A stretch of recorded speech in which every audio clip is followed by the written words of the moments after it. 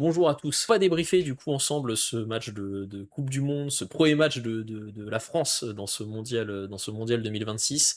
On va déjà revenir sur ce qui s'est passé de manière un peu factuelle, et puis après on rentrera un peu dans le détail du match. On a eu une première période qui a été extrêmement compliquée, hein, côté français. Ça a été vraiment poussif au début du match. Il y a eu, je pense qu'il y a plusieurs choses qui expliquent ça. Pour moi, le principal argument, c'est que le Sénégal a mis une intensité physique de dingo notamment le premier quart d'heure.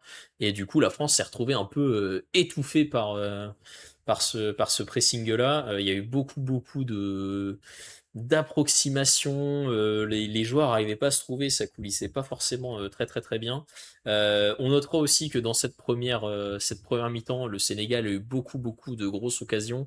Il y a eu notamment une frappe sur le poteau de Mike Maignan qui lui a rebondi sur le pied et ça rentre pas, mais c'est un miracle que ça ne rentre pas. On a aussi, je crois, Ismail Assar qui manque l'immanquable devant le but. Il est vraiment à 6 mètres.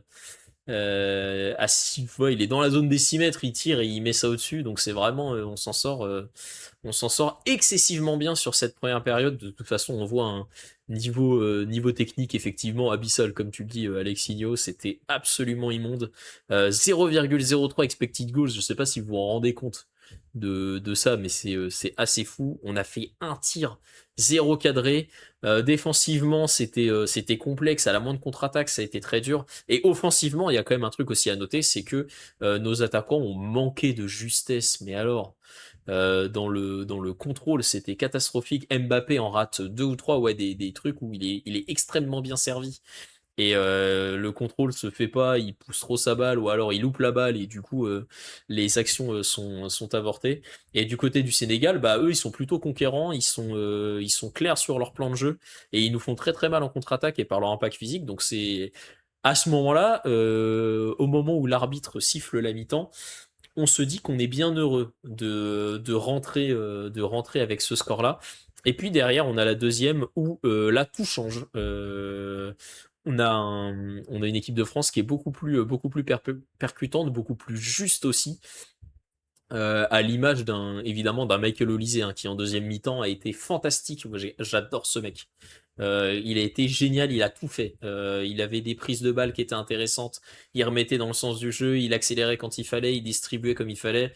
Et finalement, le Sénégal a un peu baissé le pied et s'est retrouvé un peu acculé parce que la France a retrouvé vraiment de la qualité technique sur le terrain. Et il y a Olise à la 66e qui fait une ouverture, mais alors extraordinaire, hein, sur Mbappé. Je vous invite à aller la voir, la passe. Il lui fait une ouverture, mais alors, hein, parfaite. Et derrière Mbappé qui conclut bien, ça ouvre le score pour l'équipe de France et ça débloque pas mal de choses. Il y a une situation de penalty. C'est au début de la deuxième mi-temps où en fait on a Mbappé qui rentre sur le côté droit dans la surface, qui pousse sa balle qui dépasse le défenseur. Le défenseur vient le tacler. Il y a contact, ça c'est une certitude. Il est déséquilibré. L'arbitre ne dit rien. Laisse jouer, l'arbitre qui a globalement laissé jouer, hein, dans la partie. Et on s'attend, au vu du ralenti, à ce qu'il y ait penalty, mais non. Finalement, il juge qu'il n'y a pas assez contact pour que ce soit sifflé, et donc pas penalty. Ça, c'est sans conséquence, puisque Mbappé ouvrira le score 10 minutes plus tard. Et derrière, la France se retrouve vraiment en maîtrise. Les Sénégalais qui accusent un peu le coup après cette ouverture du score. Il y a Sarr et Camara qui sortent à un quart d'heure de la fin, et on voit que déjà sur le plan physique, c'est quand même très compliqué. Deschamps va procéder à un changement et faire rentrer Barcola qui va s'illustrer 2 minutes plus tard, puisque Rabiot va récupérer une balle au milieu de terrain, accéléré. Il y a Moussa Niakhaté qui ne fait pas le repli parce qu'il a Désiré Doué qui est dans son dos. Il cherche à le couvrir un peu, et en fait Koulibaly est lui de l'autre côté du terrain, et donc il y a un espace de malade dans l'axe de la défense sénégalaise. Ils s'entendent pas, du coup il est pas couvert. Rabiot attaque le centre du terrain, et Barcola fait une course en diagonale, il récupère la passe de Rabiot et s'en va conclure magnifiquement sur Edouard Mendy avec un petit piqué inspiré. C'est à noter cette finition de Barcola parce que faut quand même bien dire que ce soit au PSG ou en équipe de France, c'est un joueur dont la qualité de finition laisse parfois à désirer. Et du coup, le fait de le voir conclure, ça fait quand même plaisir. Là derrière, on se dit que le match est plié. Cherki va rentrer à la 87e. Le Sénégal va faire lui quelques changements en faisant sortir Nicolas Jackson et Pape Dieye. Il va faire rentrer Iliman Ndiaye, Bemba Dieng. Bon, à ce moment-là, on se dit que on se dirige tranquillement vers une petite victoire 2-0 et que ça va s'arrêter là, quoi. Et ben non, parce que Ibrahim Mbaye fait briller le PSG qui n'en avait pas besoin puisque il y avait déjà pas mal de ses joueurs sur la pelouse, mais il va faire l'amour sans préliminaire à Théo Hernandez. Il lui met un truc vraiment, ça rappelle ce que Messi a mis à Jérôme Boateng il y a quelques années, si vous avez la ref. Il va lui faire un espèce de double contact où Hernandez va juste tomber à la renverse parce qu'il est complètement pris. Et derrière, il va mettre une petite accélération et il va envoyer une minace qui va terminer au fond des filets d'un Mac-Ménion pas vraiment inspiré sur le coup puisque il se penche un peu sur le côté et que du coup couvre pas son premier poteau et la frappe est tellement forte qu'il la prend dans la main et rebondit. Clairement, le gardien est pas, enfin, Maignan a pas été exceptionnel sur ce match en général et sur cette action en particulier. Du coup, on se retrouve à 2-1 et là, on se dit ah merde, il nous reste 3 minutes à jouer. Le Sénégal va être tout feu tout flamme, essayer de faire feu de tout bois plutôt euh, pour euh, pour essayer de revenir. Eh bien non, parce que 30 secondes après, il y a Olysée qui essaye encore une fois de faire une percée, qui est retenu par le maillot un peu, et il s'arrête de jouer en regardant l'arbitre, en réclamant une faute.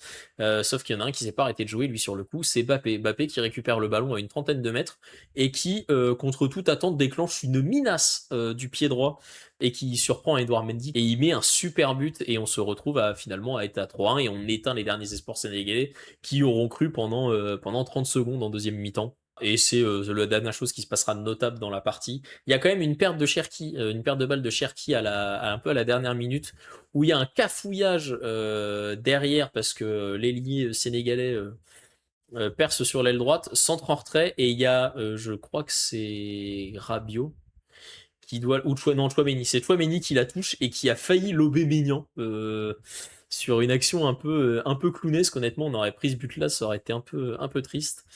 Score final 3-1 du coup pour la France qui se positionne déjà hein, comme clairement une équipe qui va se qualifier pour le tour d'après, forcément avec le système de cette Coupe du Monde, avec les 16e de finale, clairement, tu gagnes ton premier match. C'est quasi certain que la France sera au tour final. C'est pas une surprise, mais là, c'est quasi fait. Puisqu'en plus derrière nous avons un match contre l'Irak qui arrive le 22 juin, donc dans une petite semaine, dans 5 jours exactement. Ça sera l'occasion de marquer à nouveau des points et d'officialiser la qualif pour le deuxième tour. Dans le même temps, la Norvège, elle, a gagné contre l'Irak et du coup, on est derrière à la différence de but. Donc, c'est clairement avec cette nation-là que se jouera, je pense, la première place. Maintenant, si on fait une analyse un peu dans le détail de ce qui s'est passé en première mi-temps, effectivement, c'est une catastrophe. On tombe exactement dans ce que moi et beaucoup d'autres craignions avant le début de la compétition, c'est-à-dire un déséquilibre complet au niveau de l'équipe. Rabiot et Chouameni sont pas du tout à la hauteur sur cette première mi-temps, ils se font bouffer complètement au milieu de terrain. En attaque, il n'y a pas grand-chose à garder non plus, parce que comme on l'a dit un peu avant, les contrôles de balles sont catastrophiques dans tous les sens. Il y a eu quelques bonnes ouvertures, mais dans le dernier geste ou l'avant-dernier geste, c'était ni fait ni à faire. Il y a effectivement la prestation d'Upamecano, qui lui, par contre, sur la première mi-temps, grâce aux errances de ses camarades, a vraiment brillé. Il y a eu plusieurs fois où il y a eu une percée, notamment de Nicolas Jackson ou de Ismail Assar, et à chaque fois, Upamecano était là et a super bien géré la situation. J'ai souvenir d'un recul France sur Sarr en début de première, alors qu'il il part en contre tout seul. Non, non, c'est vraiment Upamecano, c'est clairement le seul qui a été bon sur cette première période. Qui soit homme du match, je sais pas trop, parce qu'il y a quand même les offensifs aussi qui ont beaucoup pesé, mais clairement, c'est celui qui a été le plus constant sur l'ensemble de la partie. Et ça, c'est clairement à mettre à son crédit, même si évidemment, ceux qui ont débloqué la situation, c'est Mbappé et Olysée, mais ils ont pu le faire parce que Upamecano avait assuré le fait qu'on rentre à 0-0 à la mi-temps, ce qui était vraiment pas dit. Chanière Sandal, de manière générale, c'était top. Ouais, ça, c'était top. Oui, bah en deuxième mi-temps, ils ont eu beaucoup moins de boulot à faire, mais Saliba était moins en vue qu'Upamecano. Alors après, Saliba, c'est difficile de juger parce qu'on connaît pas vraiment son état physique. On sait pas si s'il est en pleine forme ou pas. Est-ce que sa blessure au dos est complètement résorbée? Un peu de mal au début, ouais, bah je pense que il y a un peu de tout. Il y a le début d'une compétition. Tu joues une équipe qui, elle, n'a rien à perdre, alors que toi, t'es attendu au tournant. Tu t'es blessé au dos et je pense il craint aussi un peu à ce moment-là le fait de faire une fin de saison cataclysmique entre la perte de la Ligue des Champions et une blessure et un forfait pour la Coupe du Monde. Donc ça a été un peu dur. Après, une fois que ça s'est lancé, il s'est plus mis dedans. Mais en tout cas, voilà, ouais, une première mi-temps qui en fait a confirmé les pires craintes de la majorité des supporters, hein, de cette équipe. On mentionnera aussi, parce qu'il faut dire quand c'est bien, faut aussi dire quand c'est pas bien, Mbappé qui nous fait, je sais en com, je sais pas ce qu'il fait, mais il nous fait des grandes déclats en nous disant ouais ouais non mais vous allez voir. Là, les gars, je vais presser, je vais faire du retour défensif parce que il faut que j'emmène mon équipe au sommet et tout. Mbappé fait un très bon match. On est obligé de le dire. Sa première mi-temps est mauvaise, mais au global, il met 2 buts. Bon, c'est difficile de dire que son match est mauvais. Maintenant, ce qui me gêne, c'est que consécutivement à cette grande déclaration de oui, oui, non, mais vous allez voir, je vais tout changer. Honnêtement, moi, sur la première, Mbappé, ce que je le vois faire, c'est au mieux faire semblant de presser, quoi. Et sur la deuxième, je l'ai pas vu beaucoup presser non plus. Et c'est un problème. C'est un problème parce que le manque de densité qu'on a au milieu de terrain, si nos offensifs ne travaillent pas et qu'on tombe contre une équipe, une grosse équipe, alors j'ai du respect pour le Sénégal, hein, c'est une très très bonne nation, mais c'est pas dans les top nations non plus. Si on tombe sur je sais pas, une Espagne, l'Angleterre ou quoi, j'ai peur que le fait de pas travailler à ce point-là, ça nous porte préjudice parce que notre milieu, il a montré que face à un milieu qui met de l'impact physiquement, qui en veut et tout, ils sont dépassés. C'est la principale crainte que j'ai, c'est que je trouve que Tchouaméni Rabiot, c'est pas suffisant. C'est pas suffisant sur ce double pivot. Pour moi une formation que Deschamps sélectionne par défaut parce qu'on n'a pas grand chose d'autre à se mettre sous la dent. Mais clairement, c'est quand même inquiétant. Pas d'accord, car là ça marche, car c'est Sénégal contre les Cadors, c'est mort. Oui, oui, ah bah c'est sûr, hein. C'est que tu fais une première mi-temps comme ça, mais même là, hein, contre le Sénégal, si concrétisent leurs occasions, tu peux vite te retrouver un peu dans la merde, hein, parce qu'après derrière, s'ils ferment le jeu, c'est vraiment plus dur. Donc ouais, moi c'est ça qui me fait peur, c'est que je les ai trouvés vraiment vraiment en dedans au milieu de terrain. Et Mbappé qui dit qu'il presse, mais qui presse pas du tout. Même sur la deuxième, il y a eu plusieurs fois où ça m'a un peu frustré parce que quand ça a été fait et bien fait, notamment de la part de Michael Olise et des autres offensifs qui jouent à côté de lui, ça a toujours abouti à une récupération haute. Et du coup, à une situation dangereuse immédiatement, parce que comme tu récupères le ballon haut, l'adversaire n'est pas placé. Et avec les fusées qu'on a devant, bah, à chaque fois, Olysée, il avait la balle, il la distribué un peu où il voulait. Donc, c'est ça qui est dommage, c'est qu'on a complètement l'équipe pour profiter de ce genre de situation, des récupérations rapides, du pressing un peu intense, etc. Et c'est pas fait par tout le monde. À voir la suite de sa compète. Là, c'est difficile de lui jeter la pierre parce qu'honnêtement, offensivement, il fait quand même ce qu'il faut. Il est neuf, on lui demande de marquer, le mec claque 2 buts, dont un qui est quand même assez ouf, plutôt une bonne prestation de Mbappé. Moi, s'il joue mal, mais qu'il me met 2 buts tous les matchs, clairement, je signe. Je signe tous les jours. Dembélé, effectivement, il faut en parler parce que c'est notre ballon d'or. On disait l'autre fois avec Alex, ballon d'or par défaut. Je suis assez d'accord avec cette affirmation-là. Cette année, en plus, en Ligue 1, il a très peu joué. Ligue des Champions, il a joué plus, mais en Ligue 1, il a peu joué, donc il n'a pas un rythme de malade. Et Dembélé, il a fait du Dembélé classique en équipe de France, quoi.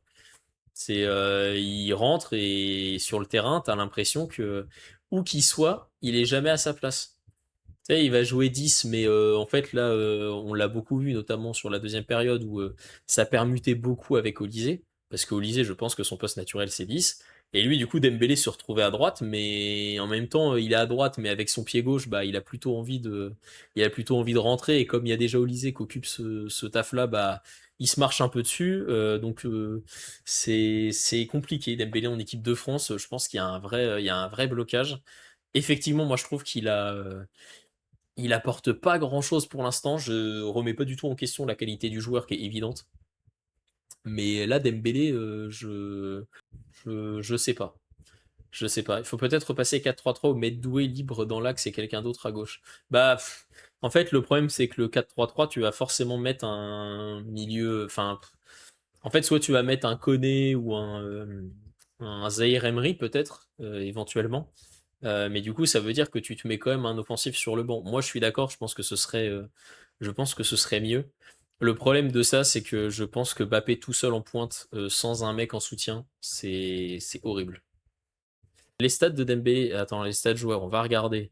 Expected goal 0,03 sur une frappe, 40 touches de balle, il réussit 26 passes sur 34. Bon, après avoir le nombre de passes vers l'avant, il gagne 2 duels, il fait pas un dribble, il touche pas une fois la balle dans la surface adverse pour un offensif, c'est catastrophique. Quand tu vois que Jules Koundé a touché plus la balle dans la surface adverse que Dembélé, j'ai envie de te dire que t'as compris. Même Chouamini a touché la balle à un moment donné, et lui, il y est jamais, quoi. Donc alors que c'est ce qu'on lui demande. Qu'on lui demande, et là, il n'y arrive pas. Après, attention, hein, Dembélé, faut aussi se mettre en tête que à Paris, toute l'équipe bouge en bloc, et du coup, lui, je pense qu'il s'épanouit plus dans ça. Il a cette habitude-là, et en équipe de France, c'est ce qu'on disait juste avant, c'est pas le cas pour l'instant. Les offensifs, selon moi, en général, à part peut-être Olysée, mais sinon ils en font à peine assez défensivement, et du coup je pense que lui il se retrouve à être là et à pas trop savoir quoi foutre. Honnêtement, il a l'air perdu. Nous on est perdu, on sait pas ce qu'il fait. Je pense que même lui sait pas trop ce qu'il est censé faire dans le positionnement. Donc ouais, c'est Dembélé, c'est vraiment compliqué, hein. Sinon, on peut regarder un peu les notes qui ont été attribuées dans ce match. Globalement, sur les 3 premiers nommés, je suis assez d'accord. Moi aussi, je mettrais Olysée homme du match. Je le trouve incroyable, ce joueur, encore une fois, hein. C'est vraiment, il est facile. On regardait le match avec un ami hier, il est vraiment facile dans tout ce qu'il fait. Il se met dans le sens du jeu, il a les bonnes prises de balle, les bons contrôles. Et puis il a une vista, enfin, il a une qualité de passe qui est assez dingue. Franchement, ça fait plaisir de revoir un vrai meneur de jeu en équipe de France. Ça manquait un peu après le départ de Pogba plus Griezmann. Le fait de retrouver Olysée, c'est quand même un grand soulagement, surtout à ce niveau-là. C'est un joueur qui va être excellent, je pense, et qui va nous faire beaucoup de bien sur l'ensemble de la compétition. Doué, c'était bien, j'ai trouvé, qu'en pensez-vous? Doué, sur ce match-là, souffre du fait que... Oui, alors oui, ça a été bien quand il a percuté et qu'il a cherché à utiliser sa vitesse et voilà, et à déborder un peu, oui, c'était bien. Le problème, c'est que là, quand tu regardes la compo de départ de l'équipe de France, t'as Mbappé, Dembélé, Doué et Olysée. Et du coup, en fait, tu te retrouves avec 3 mecs qui veulent presque jouer dans l'axe, quoi. Et donc, bah, pour se démarquer, c'était très difficile. Et tu voyais régulièrement Olysée revenir dans l'axe et Dembélé prendre sa place. Et je pense que ce serait mieux comme ça, moi, personnellement. Parce que Dembélé exploiterait beaucoup plus ses qualités de vitesse sur le côté que Olysée, qui clairement va tout le temps rentrer, et du coup ça te laisse vraiment un couloir qui est pas utilisé. En plus, il y a Koundé qui va déborder, mais qui est plutôt un joueur de demi-espace droit, donc qui, plutôt que de bouffer la ligne, va se mettre ici. Et donc, bah, en fait, là, t'as souvent pas grand monde pour écarter, et le fait d'avoir un Dembélé qui, en plus, joue des 2 pieds, et qui viennent percuter dans cet espace-là, je pense que ça peut être intéressant. Ça peut être intéressant. Après, voilà, je sais pas comment Deschamps fera, mais en tout cas, s'il faut sortir un perdant de cette rencontre-là, je pense que c'est très clairement, malheureusement, Dembélé. C'est pas le seul à pas avoir été extraordinaire. Moi, très personnellement, Maignan m'a inquiété. Si on va dans les points négatifs, on a parlé beaucoup du positif. Maignan m'a vraiment inquiété. Il y a la frappe sur le poteau. Et voilà, c'est pas de chance, mais il aurait quand même pu mettre un CSC, même si ça aurait été difficile de lui imputer. Sur le but d'Embaye, moi je pense qu'il est fautif. Il couvre pas son premier poteau, il se couche en anticipant un centre, et il a la main qui est un peu molle. Après, l'autre met un missile, hein, mais encore une fois, c'est un gardien international. T'as une frappe premier poteau, t'as envie de te dire que tu vas pas la prendre. Et là, tu la prends. Il y a aussi une action, à un moment donné, on se prend un but hors jeu. Mais pareil, le placement de Maignan, je l'avais trouvé vraiment bizarre. C'est quand même pas rassurant, parce que si tu vas aller loin dans une compétition comme ça, t'as besoin d'un grand gardien. Et là, enfin, sur ce premier match, en tout cas, je l'ai pas trouvé transcendant. Un petit mot sur les latéraux, quand même. J'ai trouvé Hernandez plutôt intéressant, notamment offensivement. Euh, parce qu'il apporte ce surplus, notamment avec le fait que Doué, qui est plutôt un joueur qui va aller intérieur, Hernandez, lui, pour le coup, c'est vraiment un joueur qui va percuter, qui va aller loin là-bas, qui va pouvoir faire montre de sa vitesse et éventuellement faire des centres en retrait en rentrant un peu sur le côté gauche de la surface. Donc je l'ai trouvé plutôt intéressant. Maintenant, la première mi-temps, elle est très mauvaise, hein. C'est comme toute l'équipe. Les latéraux, je sais plus qui a dit ça dans le chat, mais les latéraux n'apportent absolument rien sur cette première mi-temps. Offensivement, j'ai trouvé intéressant. Par contre, défensivement, c'est toujours le même problème avec Hernandez. C'est un peu les latéraux gauche modernes, comme on pouvait avoir avec Marcelo, toute proportion gardée. Je suis pas en train de comparer le niveau des joueurs, mais plutôt leur style. C'est que défensivement, Hernandez, il y a l'agnac, mais t'as des fois où ça se fait quand même un peu enrhumé. Et on est obligé de le mettre en avant parce qu'il est quand même défenseur. Et sur le but, c'est lui qui se fait mais posséder par Brahim Mbaye. Donc match un peu mitigé pour Hernandez. Pour Koundé, j'ai trouvé ça mid. Je trouve que la note de 7 est assez généreuse. Par contre, vraiment, c'est ce que je disais, hein, dans le demi-espace droit, Koundé, c'est vraiment son truc. Et là où Hernandez, lui, va occuper l'aile gauche qui a été un peu désertée par Désiré Doué parce que lui, enfin, lui ne voulait pas rentrer, faire ses percussions sur les ailes puisqu'il est droitier. Koundé, lui, le fait que Olysée revienne beaucoup dans l'axe, en fait, ça lui a libéré tout son couloir et du coup, il pouvait régulièrement attaquer cette petite zone-là. Et on l'a vu, même en première mi-temps, de temps en temps, revenir presque jouer milieu de terrain.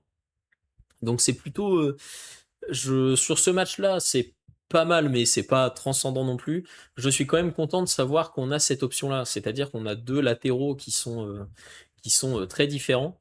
Et du coup, ça peut te permettre de changer un peu de configuration. Il y a un Gusto qui, lui, va vraiment bouffer la craie et vraiment percuter sur le côté pour envoyer des centres. Koundé, lui, il va plutôt venir dans le demi-espace, jouer un petit peu dans des petits périmètres et ça peut potentiellement ouvrir un espace pour un ailier droit qui, lui, jouerait vraiment la profondeur. Donc intéressant d'avoir ces deux profils-là sur les latéraux. Un petit mot sur les entrants. Cherki, bon, 87e, il a pas trop eu le temps de se montrer. Son entrée est quand même mauvaise. C'était le mauvais Cherki là. C'est deux, trois fois, il te fait une passe un peu à l'arrache. Tu sais pas trop à qui il la donne, ça finit en touche. Et surtout, il y a une perte de balle qui a failli aboutir au deuxième but du Sénégal, qui aurait été sans conséquence. Mais quand même, en 7 minutes, ça fait une petite dizaine de minutes avec le temps additionnel, ça fait beaucoup. Barcola, ouais, Barcola très bon. Par contre, je pense que le contexte dans lequel il est rentré lui était très favorable aussi, puisque c'est plutôt un joueur qui, lui, pour le coup, va prendre la profondeur contre une équipe du Sénégal qui commençait fatiguée et qui payait un peu les efforts défensifs qui avaient été faits, notamment en première période. Clairement, ça a fait des ravages, hein. Quand il a fait son appel sur le deuxième but, il a profité à merveille des largesses défensives laissées par Niakate et Koulibaly. Il est allé crucifier Mendy derrière. Et après, même sur la fin de match, je l'ai trouvé très intéressant sur son aile gauche. À chaque fois contre Diatta, il arrivait à passer et à se procurer des occasions de centre en retrait.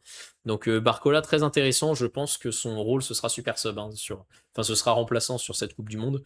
Mais il peut vraiment apporter, surtout si tu as une équipe qui a été essorée physiquement avant. Mais en tout cas, Barcola, très bonne rentrée. Et c'est bien de savoir que les remplaçants vont avoir leur rôle à jouer aussi dans cette compétition. Qu'est-ce qu'on peut noter sinon? Très très peu de remplacements effectués par Deschamps. Il n'y en a eu que deux. Bon, c'est un coach qui est assez conservateur, donc c'est pas forcément étonnant. Qui est-ce qu'on n'a pas vu qu'on aimerait bien voir? Je suis curieux de voir l'utilisation qui sera faite de Zaïre Emery. Parce que étant donné qu'on a Gusto et Koundé, ça paraît pas intéressant en latéral droit. Donc ça sera peut-être un troisième milieu potentiellement pour un milieu à 3 pour densifier un peu. Kanté aurait pu faire du bien, oui, oui, oui, oui, c'est sûr. Surtout que c'est quand même un joueur qui, même s'il a plus le physique d'avant, reste quand même extrêmement tenace. Et du coup, effectivement, pour éteindre une équipe qui est déjà menée 2-0, je pense que ouais, ça aurait pu faire des dégâts. Si on fait un petit tour sur les stats, on a eu un peu la possession au global. C'était moins le cas en deuxième mi-temps, mais on avait à peu près la possession, ce qui était attendu. On fait 11 tirs à 6, dont un en première mi-temps. Si on se regarde, 11 tirs à 8, donc on a quand même été assez précis aussi au niveau des frappes. Ça, c'est à noter. En fait, si on regarde, ça sert presque à rien de regarder les stats du match, c'est vraiment les stats de la première mi-temps enfin, faut comparer les deux. Première mi-temps, il y a 0,03 expected goals. T'as de la possession de balle, tu fais un tir.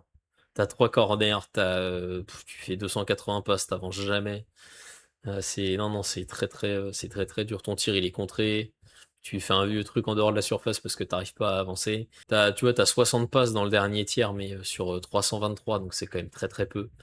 Vraiment misérable, hein. La première mi-temps, le Sénégal nous bouffe dans absolument toutes les stats, et tu regardes la deuxième, c'est complètement l'inverse. On les a exterminés du début à la fin. Ça a été, euh, Ça a été vraiment très très dur après pour nos amis sénégalais. Par contre, cette horreur, cette pauvre fraîcheur, mais bon, pas le choix. Oui, je suis d'accord avec toi. Je pense que c'est bien qu'il y en ait parce que la chaleur est quand même extrême. Les conditions sont quand même très très très très difficiles. Donc ça ne me choque pas qu'il y ait des pauses fraîcheur. Là où ça me choque par contre, et je pense que évidemment, le vrai but de la pause fraîcheur, il est là, hein. C'est que au niveau des revenus publicitaires, bah t'as deux coupures pub qui sont gratos, et finalement côté US, eux ils se retrouvent à regarder du foot en quart-temps. T'as le premier quart-temps, pause fraîcheur, deuxième quart-temps, mi-temps, troisième quart-temps, pause fraîcheur, et après fin du match. Donc ça te saccade un peu le truc, et clairement c'est adapté pour qu'au niveau du marché américain, ça fasse des ventes, et puis que voilà, on s'adapte un peu à leur format pour essayer d'aller conquérir des parts de marché, hein. Là, pour le coup, au niveau exposition, la Coupe du Monde aux US, c'est l'opportunité de conquérir un marché qui jusqu'ici s'en branle du foot complètement. Donc forcément, ils se mettent un peu à on leur fait du pied, quoi. On se dit, ah, regardez, nous aussi, on a des pauses mi-temps et tout, machin, c'est cool, non, c'est bien, regardez, il y a des cartons, c'est bien, non, mais il y a de la pub et tout, c'est bien, non, vous aimez quand il y a de la pub, vous. Et la preuve en est, c'est que la Fox, qui a acquis les droits de la diffusion aux États-Unis pour 425 millions de dollars, se fait déjà 245 millions de dollars juste avec les coupures fraîcheur. Juste avec la pub qui passe avec les coupures fraîcheur. Donc je vous laisse imaginer la thune que ça génère au global, avec les pubs à la mi-temps et tout. C'est une folie, hein, de voir ça. Mais voilà, hein, c'est comme d'hab, c'est évidemment les santé des joueurs, on s'en bat les couilles, hein, mais si ça permet de récupérer de l'argent, bah ça c'est sûr que c'est quand même intéressant. Après, bon, il y a quand même des bonnes ambiances, je trouve, au global, dans les stades. Sportivement, si on reste que sur le sportif, c'est pour l'instant, je trouve, selon moi, une réussite. Voilà ce qu'on pouvait un peu dire sur ce match de nos Bleus, des Bleus de Didier Deschamps. Si on se projette un peu sur le prochain match, ce sera l'Irak, le 22 juin. Normalement, c'est 3 points, et effectivement, je pense que ce sera un match qui sera traité comme un troisième match de poule. 23h, ouais, 23h, ça pique un peu. Ça fait un peu chier, je pense que ça sera un peu boudé par les gens. Mais clairement, on a l'occasion de s'assurer la qualif, et même peut-être la première place du groupe si la Norvège perd contre le Sénégal. Donc ouais, ce sera vraiment intéressant à regarder. Après, ce qui peut se passer aussi, c'est que si tu gagnes, la Norvège gagne, et pour la première fois depuis un certain temps, on pourrait se retrouver avec un troisième match de poule qui est intéressant, puisque c'est une finale pour la première place contre la Norvège. Donc ça, c'est quand même sympa d'avoir des matchs de poule qui ont de l'enjeu. Un match pour les chômeurs, oui, ça va, ça va. Donc voilà ce qu'on pouvait dire un peu ce début de nos Bleus. On s'en sort bien. On s'en sort bien, on a vu des choses qui nous ont rassurés, c'est une équipe qui a vraiment du potentiel, ça on le savait, mais c'est bien de le montrer dans des matchs avec une plus grosse opposition aussi. Plutôt rassurant quand même, mais pas complètement. Les craintes restent visibles et réelles sur le niveau, notamment au milieu de terrain, et sur 2-3 erreurs de concentration derrière, et sur un manque d'équilibre global, hein, au final. Hâte des changements contre l'Irak, ouais, hâte de voir aussi les joueurs qui vont avoir leur chance. Ça va être un peu le match des coiffeurs. J'espère que Cherki sera titu pour qu'on puisse le voir un peu, qu'on puisse jouer éventuellement aussi avec Thuram, avec un vrai neuf, ou Mateta, mais voir un peu ce que ça donne quand il n'y a pas Mbappé. Même si j'ai peur il refuse de le laisser sur le banc parce que Pépère, il va vouloir exploser tous les records de buts en Coupe du Monde. Mais j'aimerais bien voir ça, potentiellement en deuxième mi-temps. Il y aura après, j'ai hâte de voir un Koné, j'ai hâte de voir ce que ça peut donner. Maxence Lacroix, j'aimerais beaucoup le revoir parce qu'il m'avait beaucoup plu pendant la tournée en Amérique du Sud. Voilà, il y a plusieurs joueurs qu'on a envie de voir. Pourquoi pas un Barcola Titu, peut-être aussi. Gusto à droite, ouais, pour varier un peu de Koundé. Peut-être, pourquoi pas le retour de Kanté qui fait plaisir à absolument tout le monde puisque personne ne déteste ce type. C'est un crack. En tout cas, c'est plutôt quand même un bon premier match de l'équipe de France. Le résultat est là. Il faudra aller concrétiser par la suite sur les derniers matchs de poule qui restent pour s'assurer un tableau plutôt faisable au moins jusqu'en quart de finale inclus, ce serait pas mal. Voilà, et ben merci à tous sur YouTube d'avoir suivi ce débrief. On se retrouve du coup le 23 pour le débrief de France-Irak. Et en attendant la prochaine, et ben je vous dis bonne soirée. Allez, ciao!